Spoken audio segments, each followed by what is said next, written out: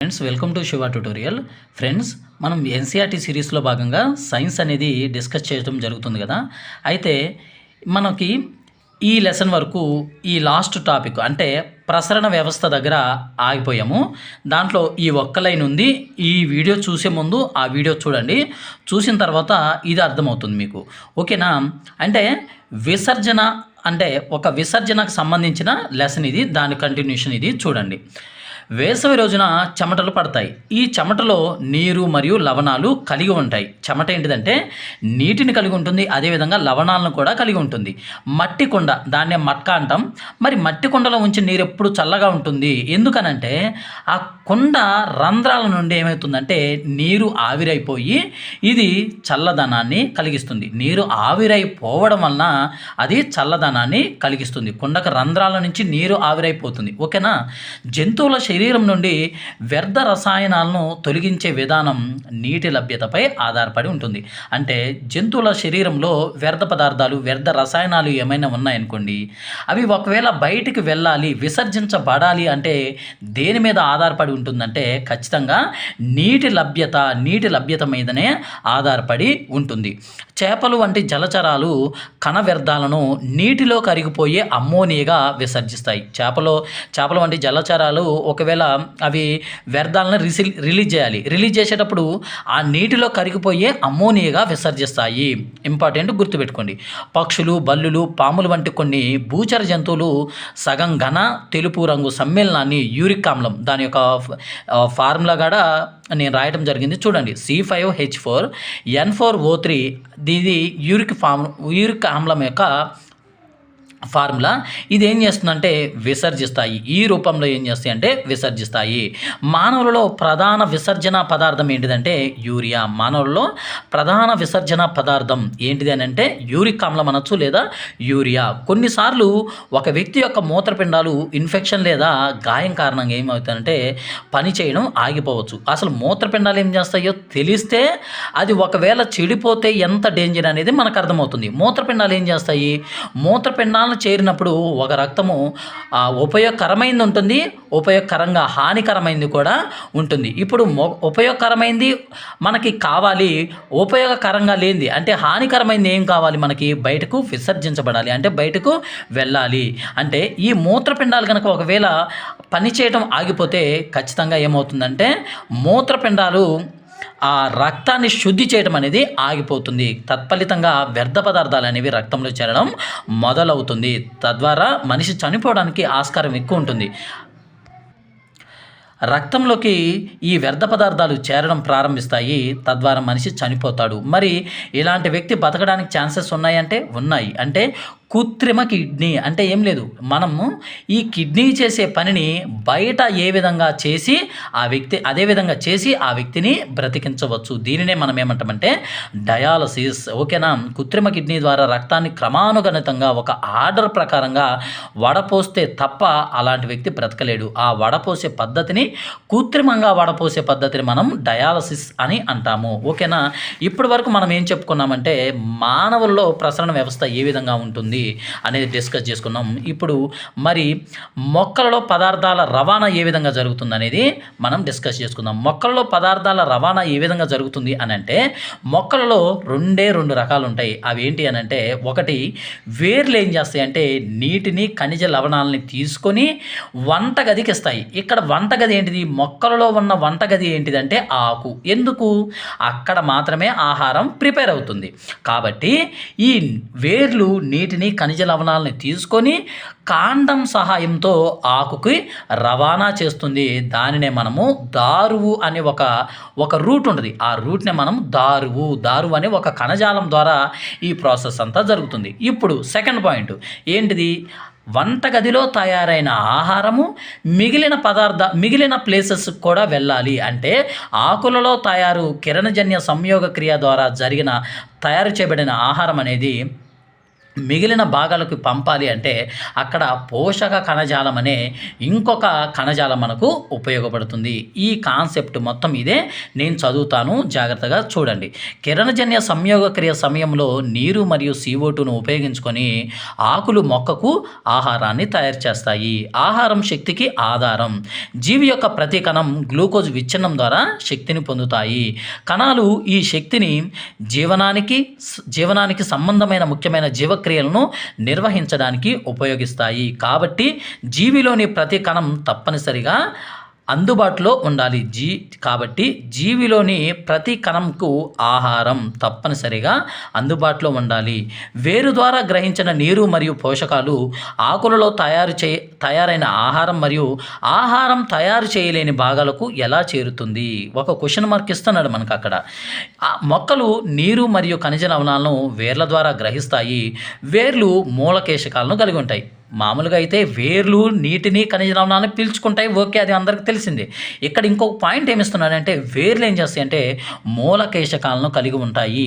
మూలకేశం నీటిలో కరిగిన ఖనిజ పోషకాలను గ్రహించడం కోసం వేటి యొక్క వేరు యొక్క ఉపరితల వైశాల్యాన్ని పెంచుతుంది. ఓకేనా. మూలకేశాలు నేల కణాల మధ్య ఉన్న నీటితో సంబంధం కలిగి ఉంటాయి. మొక్కలకు నేల నుండి నీరును మరియు పోషకాలను రవాణా చేయడానికి నాళాల వంటి పంపులు ఉంటాయి. పంపులే నాళాలంటే పంపులే. ఆ నాళాలు ప్రత్యేక కణాలతో తయారు చేయబడిన ఒక ప్రసరణ కణజాలము.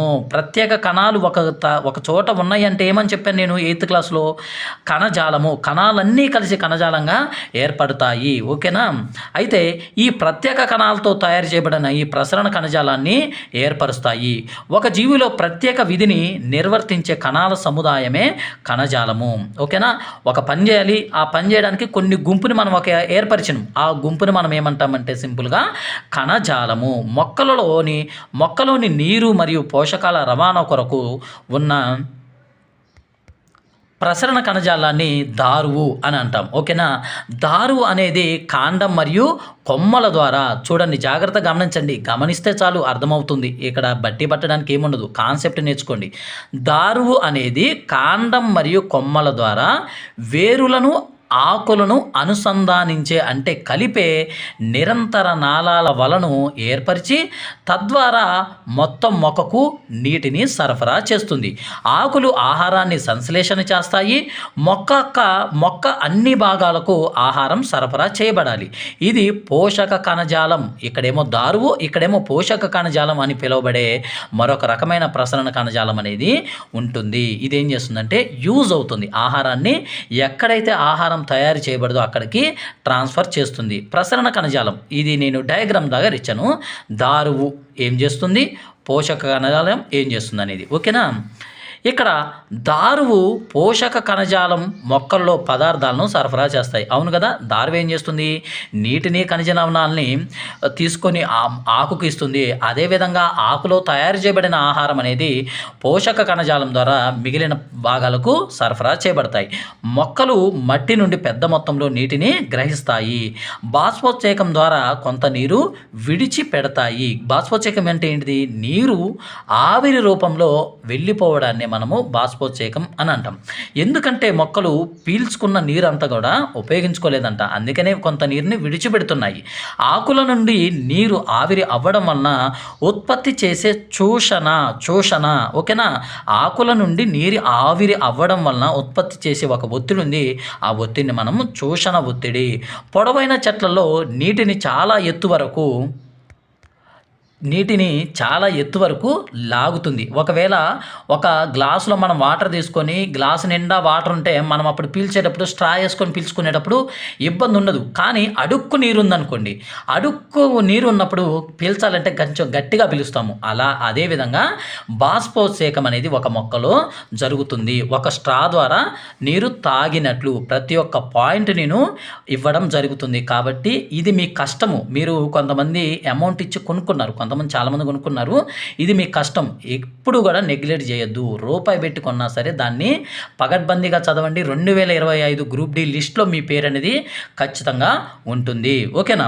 బాష్పోత్సేకం ద్వారా ఏమవుతుందంటే మొక్క చల్లగా ఉంటుంది. ఎందుకనంటే చెమట పడితే మనిషి ఏ విధంగా అయితే చల్లగా ఉంటుందో అదేవిధంగా మొక్కకి ఆవిరి రూపంలో నీరు కోల్పోయినప్పుడు మొక్క కూడా చల్లగా ఉంటుంది. మొక్కను ఎండలో ఉంచడం ద్వారా వేరుల నుండి నీటి శోషణను పెంచవచ్చు. ఎందుకంటే ఎండ ఏం చేస్తుంది, ఆ హీటు అబ్జర్వ్ చేస్తుంది కాబట్టి శోషణను పెంచవచ్చు ఎండలో ఉంచినప్పుడు. ఓకేనా ఫ్రెండ్స్. నెక్స్ట్ ఏంటంటే 7th క్లాస్ సెమ్ 2లోకి మనం ఎంటర్ అయ్యే ముందు ఫస్ట్ లెసన్ ఏంటంటే మొక్కలలో ప్రత్యుత్పత్తి. ఇప్పటి వరకు 7th సెమ్ 1 వరకు 6th నుంచి 7th సెమ్ 1 వరకు కూడా మీరు ఖచ్చితంగా చదవాలి. కాన్సెప్ట్ చదువుకోండి, గుర్తుంటుంది. మొక్కలలో మరి ప్రత్యుత్పత్తి ఏ విధంగా జరుగుతుంది, అసలు ప్రత్యుత్పత్తి అంటే ఏంటిదని అంటే మనలో తమను పోలిన జీవులను ఉత్పత్తి చేయడం అనేది అన్ని జీవుల్లో ఉండే ఒక ముఖ్యమైన లక్షణం. అంటే ఒక జీవి అని చెప్పుకోవాలి అని అంటే ఆ జీవికి ఒక లక్షణం కూడా ఉండాలి. ఆ లక్షణమే ప్రత్యుత్పత్తి. అంటే తమను పోలిన జంతువులను ఉత్పత్తి చేయాలి, దాని యొక్క అది లక్షణం అవ్వాలి. జనకతరం జీవుల నుండి కొత్త పిల్ల జీవులను, జనకతరం అంటే ఏం లేదు, మన తాత ముత్తాతలు అంటారు కదా, అదే జనకతరం జీవుల నుండి కొత్త పిల్ల జీవుల ఉత్పత్తి అవడాన్నే మనం ప్రత్యుత్పత్తి అని అంటాము. మరి ప్రత్యుత్పత్తి విధానాలు ఉన్నాయా? ఖచ్చితంగా ఉన్నాయి. అవి ఏంటియో చూద్దాం. చాలా మొక్కలు వేర్లు, కాండాలు, పత్రాలను కలిగి ఉంటాయి. వీటిని మొక్కల్లో ఏమంటామంటే శాఖీయ భాగాలు. ఏమేంటి? వేర్లు, కాండాలు, పత్రాలు. ఇవేంటి అంట? శాఖీయ భాగాలంట.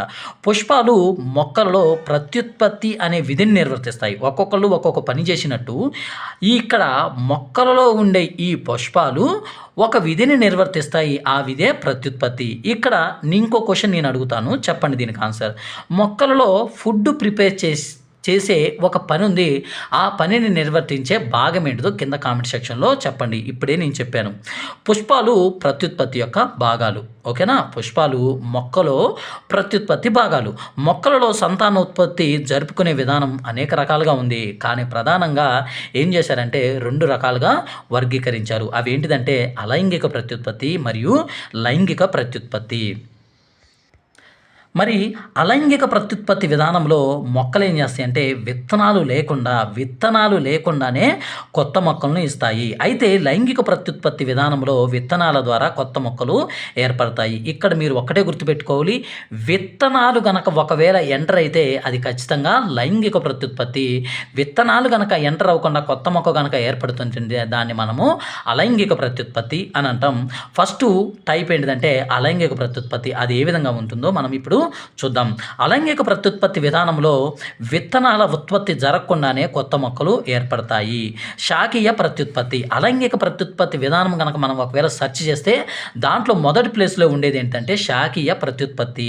ఇది వేర్లు, కాండాలు, పత్రాలు మరియు మొగ్గల నుండి కొత్త మొక్కలు ఉత్పత్తి అయ్యే ఒక రకమైన అలైంగిక ప్రత్యుత్పత్తి విధానం. అంటే వేర్లు నుంచి, కాండాల నుంచి, పత్రాల నుంచి, మొగ్గల నుంచి కొత్త మొక్కలుగా ఏర్పడతాయి. కానీ పొరపాటున గాడ విత్తనాల ద్వారా కొత్త మొక్కలు ఏర్పడవు. కావున ఇలాంటి ప్రత్యుత్పత్తిని మనం అలైంగిక ప్రత్యుత్పత్తి అని అంటాం. మొక్క యొక్క శాఖీయ భాగాల ద్వారా ప్రత్యుత్పత్తి జరుగుతుంది కాబట్టి దీన్ని మనం శాఖీయ ప్రత్యుత్పత్తి అని అంటాం. ఎక్స్పెరిమెంట్ ఒకటి ఇచ్చాను, ఎందుకంటే మీకు యూజ్ అవ్వచ్చు, ఖచ్చితంగా గుర్తుకు పెట్టుకోవచ్చు. కనుపుతో కూడిన ఒక గులాబీ లేదా సంపంగి మొక్క కొమ్మను మనం కత్తిరించాలి. ఆ కత్తిరించే కొమ్మ భాగాన్ని మనం ఏమంటామంటే ఛేదనం. ఇంపార్టెంట్, గుర్తుపెట్టుకోండి, ఛేదనం అని అంటాం. అంటే ఒక ఇట్లా చెట్టు ఉంది, ఆ చెట్టు కొమ్మ ఉంది, ఆ కొమ్మని మీరు కత్తిరించారు. ఆ కత్తిరించిన కొమ్మ భాగాన్ని మనం ఏమంటామంటే ఛేదనం. ఛేదనాన్ని భూమిలో పాతి కాండంపై లేదా శాఖపై పత్రం ఏర్పడే భాగం ఏంటిదంటే కనుపు. ఆ ఛేదనాన్ని కనుక మనం ఒకవేళ భూమిలో పాతి దానికి రోజు నీళ్లు అన్నీ సరైన మోతాదులో అందిస్తూ ఉంటే ఆ కాండము లేదా శాఖపై పత్రం ఏర్పడుతుంది. ఆ ఏర్పడే భాగమే మనము కనుపు అని అంటాం. ప్రతిరోజు ఆ ఛేదనానికి నీటిని పోస్తూ దాని పెరుగుదలను పరిశీలిస్తే వేర్లు, కొత్త మొక్కలు వస్తాయి. పుష్పకోరకాలు పుష్పాలుగా అభివృద్ధి చెందుతాయి. పుష్పకోరకాలు అని అంటే ఏం లేదు, చిన్న పుష్పాలు. అవి ఏంటి అంటే వాటిని మనం పుష్పకోరకాలు అని అంటాం. అవి ఏం చేస్తాయంటే పుష్పాలుగా అభివృద్ధి చెందుతాయి. ఈ పుష్పకోరకాలే కాకుండా పత్రగ్రీవాలలో, పత్రగ్రీవం అంటే ఏంటిది? కనుపు వద్ద పత్రం అంటిపెట్టుకొని ఉండే భాగము, దాన్ని పత్రగ్రీవం అని అంటాం. కాండంగా పెరిగే కూరకాలు కూడా ఉంటాయి. ఈ కూరకాలను మనం ఏమంటామంటే శాకీయ కూరకాలు. కాండంగా పెరిగే కూరకాలు ఉన్నాయి, ఆ కూరకాలని మనము శాకీయ కూరకాలు అని అంటాము. ఓకేనా. ఒక కూరకం చిన్న కాండ భాగాన్ని దానిని చుట్టుకొని కప్పబడి ఉండే అపరిపక్వ పత్రాలను అంటే పరిపక్వం చెందని పత్రాలను కలిగి ఉంటుంది. శాకీయ కూరకాలు కూడా కొత్త మొక్కలను ఏర్పరుస్తాయి. అంతకుముందు మనం అదే కదా చెప్పింది. అలైంగిక ప్రత్యుత్పత్తిలో మొదటిది ఏంటిది? శాకీయ ప్రత్యుత్పత్తి. మరి శాకీయ ప్రత్యుత్పత్తిలో శాకీయ కూరకాలు కూడా కొత్త మొక్కలను ఏర్పరుస్తాయి. ఇది ఎక్స్పెరిమెంట్ 1కు సంబంధించింది. ఇప్పుడు ఎక్స్పెరిమెంట్ 2 అనేది మనం చూస్తే తాజాగా ఉండే బంగాళదుంపను తీసుకొని దానిని భూతద్ద సహాయంతో చూస్తే దానిపై గల మచ్చలను లేదా మొగ్గలను మనం ఏం చేస్తామంటే కనుగొనవచ్చు. బంగాళదుంపను చూస్తే దానిపైన ఒక చిన్న ఆకుపచ్చ కలర్లో ఉంటుంది కదా, వాటినే అక్కడ మెన్షన్ చేస్తుంది. ఖచ్చితంగా మీరు చూసే ఉంటుంది దాన్ని. కాబట్టి ఒక ఐడియాకి తెచ్చుకోండి. ఈ మొగ్గలను లేదా మచ్చలను మనం ఏమంటామంటే కన్నులు అంటాం. ప్రతి ముక్కలోనూ ఒక కన్ను ఉండే విధంగా బంగాళదుంపను మొక్కలుగా చేసి ఆ మొక్కలను నేలలో పాతి కొద్ది రోజుల పాటు నీరుని పోస్తే వాటి పురోగతిని మనం ఏం చేస్తామంటే గమనిస్తాము, అంటే అబ్జర్వ్ చేస్తాము. అంటే ఒక కొత్త బంగాళదుంప మొక్కగా మారుతుంది. ఓకేనా. ఈ విధంగా అల్లం మరియు పసుపు మొక్కలకు కూడా పెంచవచ్చు. ఈ విధంగా అల్లం పసుపు మొక్కలను మనం పెంచవచ్చు. రణపాల అంటే ఏంటిది? ఒక మొక్క. ఆ రణపాల మొక్కలో ఉన్న ప్రత్యేకత ఏంటంటే ఆకుల నుండి మొలకెత్తే మొక్క ఏంటిదంటే రణపాల. ఇది బయోఫ్రిల్లం జాతికి చెందినది. దీని పత్రం అంచులలో ఈ విధంగా పత్రం ఉందనుకోండి, దాని యొక్క అంచులలో ఇది 10th క్లాస్లో మనకి డయాగ్రామ్ ఇచ్చారు. దీని పత్రం అంచులలో మొగ్గలను కలిగి ఉంటుంది. ఈ మొక్క ఆకు తడి నేలలో పడినట్లయితే ఒక్కో మొగ్గ మొలకెత్తి ఒక కొత్త మొక్కను ఏర్పరుస్తుంది. ఒక్కో మొగ్గ మొలకెత్తి ఏం చేస్తుందంటే ఒక కొత్త మొక్కను ఏర్పరుస్తుంది. కొన్ని మొక్కల వేర్లు కూడా కొత్త మొక్కలను ఇస్తాయి. చిలగడదుంప, దాలియా అనేవి వాటికి ఉదాహరణలు. కాక్టస్ వంటి మొక్కల భాగాలు తల్లి మొక్క నుండి విడిపోయి నేల మీద పడినట్లయితే అవి కొత్త మొక్కలుగా ఏర్పడతాయి. ఓకేనా. కాక్టస్ వంటి మొక్క భాగాలంట తల్లి కణం నుండి విడిపోయి ఎక్కడైనా పడ్డాయనుకోండి, అక్కడ ఏం చేస్తాయంటే అవి అక్కడే ఒక కొత్త మొక్కగా ఏర్పడుతుంది. ఓకేనా. మరి శాకీయ ప్రత్యుత్పత్తి వలన లాభాలు ఉన్నాయా అంటే ఖచ్చితంగా ఉన్నాయి. అవి ఏంటిదో చూద్దాం. శాకీయ ప్రత్యుత్పత్తి ద్వారా ఉత్పత్తి అయిన మొక్కలు తక్కువ సమయంలో పెరగడమే కాకుండా విత్తనాల వలన ఉత్పత్తి అయ్యే మొక్కల కంటే ముందుగా పుష్పాలను, ఫలాలను ఏర్పరుస్తాయి. అంటే ప్రతి దాంట్లో ఫస్టే ఉంటుంది. ఒకే జనక మొక్క నుండి కొత్త మొక్కలుగా ఉత్పత్తి అయిన కారణంగా, అంటే అక్కడ ఇంట్రడ్యూస్ అయింది ఒక మొక్కనే. విత్తనాలు ఉంటేనే 2 తల్లి తండ్రి ఇన్వాల్వ్ అయినట్టు. అక్కడ విత్తనాలు లేవు కాబట్టి ఒకే జనక మొక్క నుండి కొత్త మొక్కలుగా ఉత్పత్తి అయిన కారణంగా అవి అచ్చం మాతృ మొక్కలను పోలి ఉంటుంది. లైంగిక ప్రత్యుత్పత్తి ద్వారా ఏర్పడే మొక్కలు ఇద్దరు జనక లక్షణాలను కలిగి ఉంటుంది. అంటే లైంగిక ప్రత్యుత్పత్తి ద్వారా ఒకవేళ కనుక మొక్కలు ఏర్పడితే అవి ఇద్దరు జనక లక్షణాలను కలిగి ఉంటుంది. సేమ్ మన ఒక బేబీని తీసుకుంటే అది బాబు తండ్రి పోలికలో ఉంటుంది, అదేవిధంగా తల్లి పోలికలను కూడా కలిగి ఉంటుంది. మొక్కలు లైంగిక ప్రత్యుత్పత్తి వలన విత్తనాలను ఉత్పత్తి చేస్తాయి. మీకు అర్థమైంది కదా.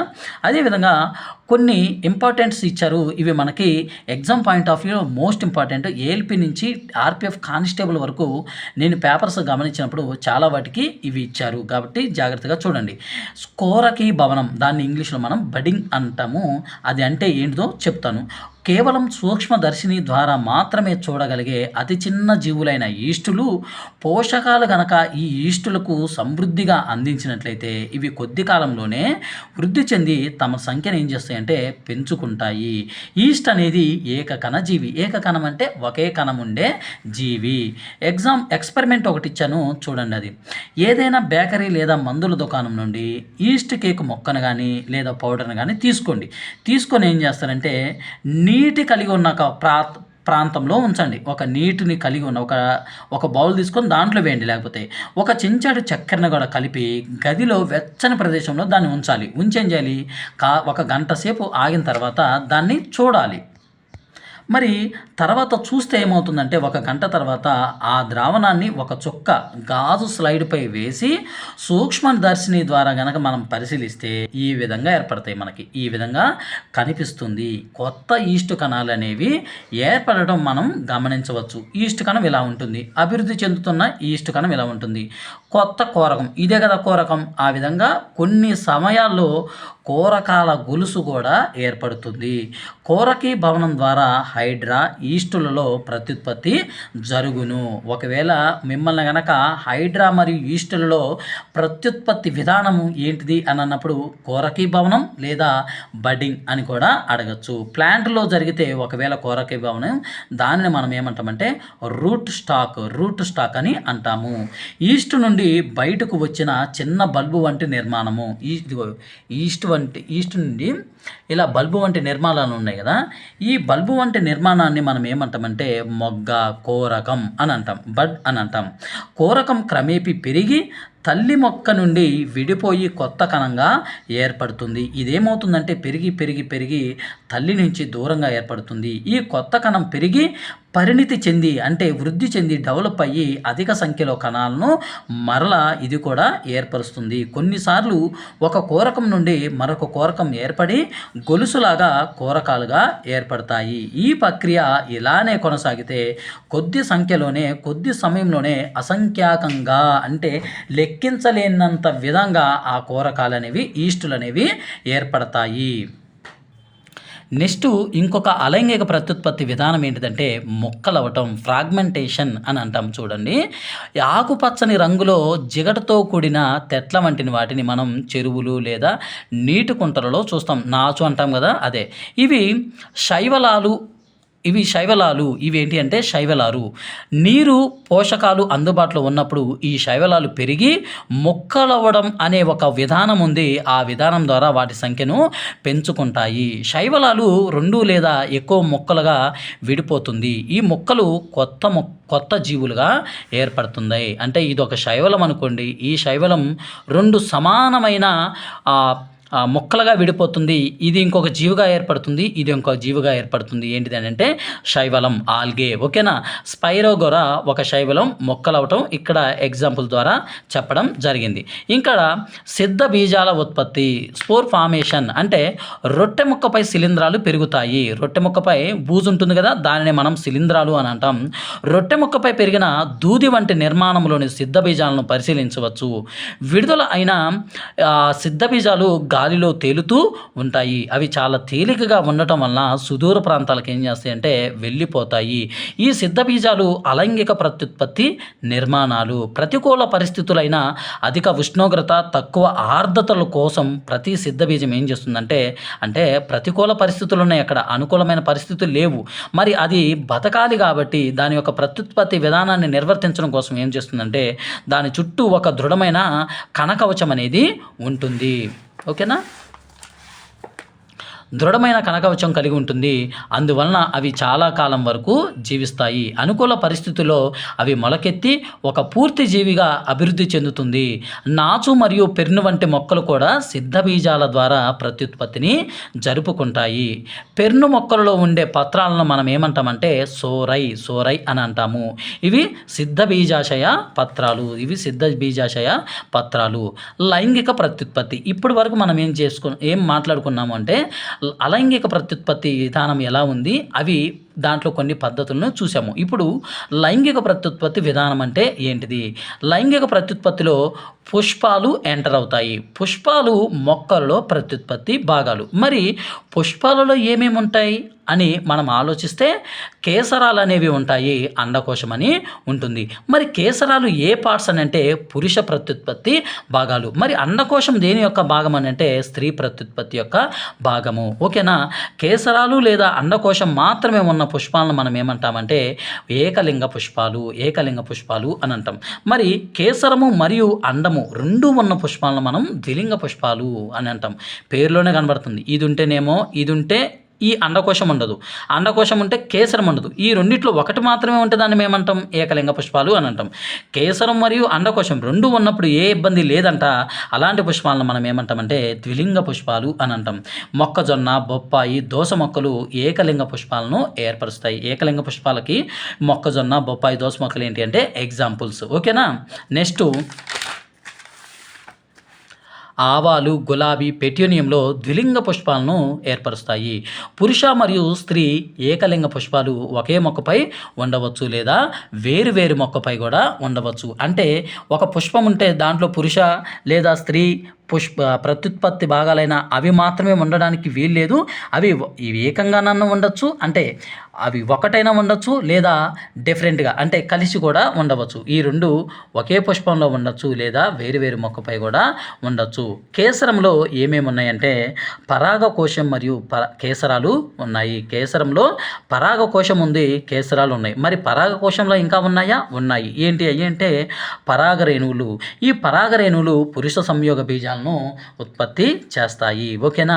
అండకోశంలో అండాశయం ఉంటుంది. ఆ అండాశయంలో ఒకటి లేదా అనేక సంఖ్యలో ఏముంటుందంటే అండాలు అనేవి ఉంటాయి. ఈ అండాశయమే కాకుండా కీలము ఉంటుంది, కీలాగ్రాలు కూడా ఈ అండకోశంలో ఉంటాయి. మరి ఈ అండాలు ఏం చేస్తాయంటే అండంలో స్త్రీ సంయోగ బీజము లేదా స్త్రీ బీజకణం అనేది ఏర్పడుతుంది. లైంగిక ప్రత్యుత్పత్తిలో స్త్రీ పురుష సంయోగ బీజకణాలు సంయోగం చెంది, అంటే సంయోగం అంటే ఏం లేదు, కలిసి చెంది ఒక బీజాన్ని, ఒక పిండాన్ని ఏర్పరుస్తుంది. దాన్ని మనము సంయుక్త బీజము అని అంటాము. ఓకేనా ఫ్రెండ్స్. మరి పరాగ సంపర్కం అంటే ఏంటిదంటే పరాగ రేణువులు సాధారణంగా అవి ఎండిపోకుండా ఉండడం కోసం దాని చుట్టూను ఒక దృఢమైన కవచాన్ని కలిగి ఉంటుంది. పరాగ రేణువులకి ఎందుకు ఇవ్వబడిందో కూడా మనం తెలుసుకుందాం. చూడండి. మరి కీటకాలు పుష్పాలపై వాలి పరాగ రేణువులను వాటి దేహాలపై మోసుకొని వెళ్తాయి. ఇక్కడ పరాగ రేణువులు అనేవి పురుష ప్రత్యుత్పత్తి యొక్క బీజము. అంటే ఇక్కడ పురుష ప్రత్యుత్పత్తి భాగమైన పరాగ రేణువులే ఒక ప్లేస్ నుంచి ఇంకొక ప్లేస్కి వెళుతున్నాయి. అంటే అండకోశంలో ఉన్న అండాలు మాత్రం కాన్స్టెంట్గా ఉంటున్నాయి. వాటిలో కొన్ని అదే రకానికి చెందిన పుష్పం కీలాగ్రానికి చెందుతాయి. ఏం చేరుతాయి? పరాగ రేణువులు. ఒక పుష్పంలోని పరాగకోశం నుండి పరాగ రేణువులు కీలాగ్రానికి బదిలీ చేయడాన్ని మనం ఏమంటామంటే పరాగ సంపర్కం. పరాగకోశం నుండి పరాగ రేణువులు మాత్రమే ట్రాన్స్ఫర్ అవుతాయి. ఈ కీలాగ్రం మాత్రం కాన్స్టెంట్గా ఉంటుంది. మరి పరాగ సంపర్కంలో రెండు రకాలు ఉన్నాయి. అవి ఏంటిదో చూద్దాం. ఒకటి ఏంటిదంటే ఆత్మ పరాగ సంపర్కం. అంటే ఆత్మ అంటే మనలో ఉండేది, అంటే మనలో ఉండేదే ఆత్మ అని అనుకుంటాం కదా. అదేవిధంగా ఒక పుష్పంలోని పరాగ రేణువులు అదే పుష్పంలోని లేదా అదే మొక్కలోని మరొక పుష్పంలోని కీలాగ్రాన్ని కనుక ఒకవేళ చేరితే దాన్ని మనం ఏమంటామంటే ఆత్మ పరాగ సంపర్కం. ఇక్కడ పరపరాగ సంపర్కం. పర అంటే స్థానిక, పరాయి అని అర్థం. ఒక పుష్పంలోని పరాగ రేణువులు అదే రకమైన వేరొక మొక్కలోని పుష్పాలలోని కీలాగ్రాన్ని గనక చేరితే దాన్ని మనం ఏమంటామంటే పరపరాగ సంపర్కం అని అంటాం. ఒకే జనక జీవి నుండి ఉత్పత్తి అయిన జీవుల సమూహాన్ని మనం ఏమంటామంటే క్లోన్ అని అంటాం. ఫలదీకరణం అంటే ఏంటిదంటే ఒక స్త్రీ ఒక పురుషుడు సంయోగం చెందడాన్ని మనం ఫలదీకరణం అంటాం. ఈ ఫలదీకరణంలో ఏమవుతుందంటే ఒక సంయుక్త బీజం అనేది ఏర్పడుతుంది. ఓకేనా. సంయోగ బీజాల సంయోగ ఫలితంగా ఏర్పడే కణాన్ని సంయుక్త బీజం అని అంటాం. పురుష స్త్రీ సంయోగ బీజకణాలు సంయోగ బీజకణం ఏర్పడటం